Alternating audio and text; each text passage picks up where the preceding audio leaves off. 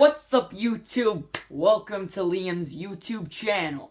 Today, we're going to be doing some math, and you're going to learn how to do math, and you're going to love it. But first, don't forget, you can get your merch down in the merch store, and the link in the description below. But also, don't forget to subscribe and leave a like. But now we're going to learn about math. Okay, it's getting really frustrating because of how many times I've had to redo this, but hopefully I get it right this time. So first we gotta start with fraction busting.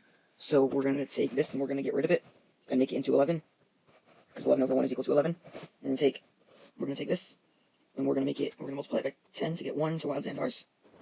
Plus 150 equals 20 minus 16 to wilds and ours. Plus 11. Or is it 110? Let's hope it's 11. No, it's 110. I have no idea what I'm doing. So let's move on. Then we gotta do the distributive property, but just kidding, because there's no parentheses. So next we're gonna combine like terms, and to do that, we need green. So for these dudes, this one, and that one, and we're gonna use the yellow for these guys. Okay, now that we've got that, we're gonna combine them, but the only ones we can actually combine are these two. So we're gonna get 28 plus 110 equals 130. Minus 160. And then plus 150. Oh, and it's 160 to wilds and ours. And 1 to wilds and ours.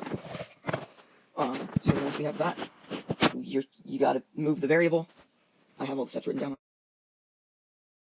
Move the variable. So this is easier because it's just, move this one because it's just 1. So it's positive 1. So we're gonna take away 1 to wilds and ours. And we're gonna take away 1 to wilds and ours here. So now we've got 130 and 150. But then we've got 159. To wilds and ours. I knew I was missing something. Okay, so now that we've got that, we are going to move the constant. So it's positive 130, so we're going to take away 130. It's from there too. So we've got 20 equals negative 159 to wilds and ours. Now we've got to isolate the variable, and we do that by doing this. So that means that to wilds and r, which is our variable, or x equals our x, or to wilds and r equals 20 over 159, or it could also be 0.1257816. This is great. This is a good idea. The end. Up. Okay, so I've got to show you how equations can be solved. Pretty much all you have to do is follow a couple steps. Number 1, fraction bust, or decimal bust. I don't know if that's an actual thing. Then you distribute. In my problem, I didn't have distributive property, but it's okay. And step 3, combine like terms. Number 4, move the variables. And then number 5, move the constant. Then number 6, you gotta, here's what you have to do. You have to divide by the coefficient or multiply by the denominator. So these are the 6 steps to solving equations. Okay, now I gotta show you how simplification can help us find an unknown or something. Let me see this. Yes, how does simplification help us find an unknown? Oops, mistake. I accidentally drew. Okay, now I got it.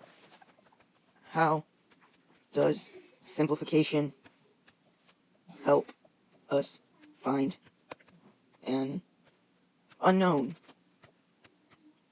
Okay. Well, where'd that go? Oh, I might need that later. Oh, crud. Oh, I just messed up. Okay, let's forget about that. We don't need that.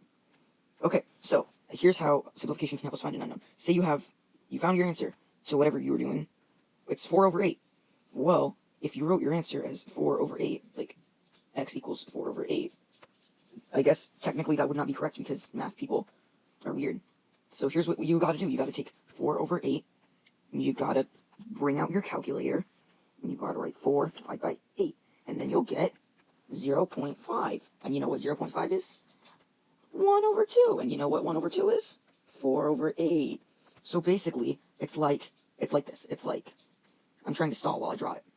It's like 4 over 8 is equal to 0.5, which is equal to 1 over 2, which is equal to 4 over 8. Well, I'm going to redo that.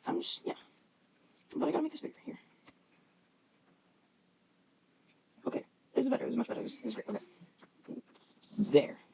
So it's like 4 over 8 is equal to 0.5, which is equal to, can't zoom, is equal to 1 over 2, which is equal to 4 over 8. Makes so much sense now. Okay, next question-y thingy. Okay, last thing is it possible to oversimplify? It probably is. Let me, there, okay.